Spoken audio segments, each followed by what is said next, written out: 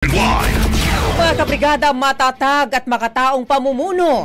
Inaasahan ng Young Guns sa Kamara sa ilalim ng susunod na PNP na si Major General Nicolas Torre III.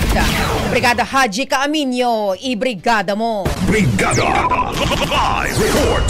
Nasa mabuting mga kamay ang bansa matapos na italaga bilang susunod na hepe ng Philippine National Police, si Police Major General Nicolas Torre III. Ito ang pananaw ng mga miyembro ng Young Guns sa Kamara kasabay ng kanilang pagsuporta kay Torre na sa kasalukuyan ay pinuno ng Criminal Investigation and Detection Group. Ayon kina Lanao del Sur Representative Zia Alonto Adyong, Zambales Representative J. Kong Hun, One Rider Party List Representative Rog Gutierrez, La Union Representative Paulo Ortega V at Manila Representative Ernix Junicio, ang appointment kay Torre ay isang malinaw na mensahe sa panahong kailangan ng matatag at makataong pamumuno sa hanay ng kapulisan.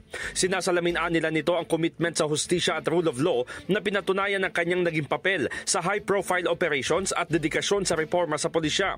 Paliwanag ng mga mambabatas, inilalarawan ng naging karera ni Torre ang tapang, integridad at commitment sa hustisya at ang magiging liderato nito ay magdudulot umano ng kumpiyansa sa PNP at sa publiko. Bukod dito, hindi umano nababali ang paninindigan ng opisyal, kaya kailangan ng ganitong klase ng leader sa PNP kung saan hindi ito bumibigay kahit na sino pa ang sangkot o gaano man kataas.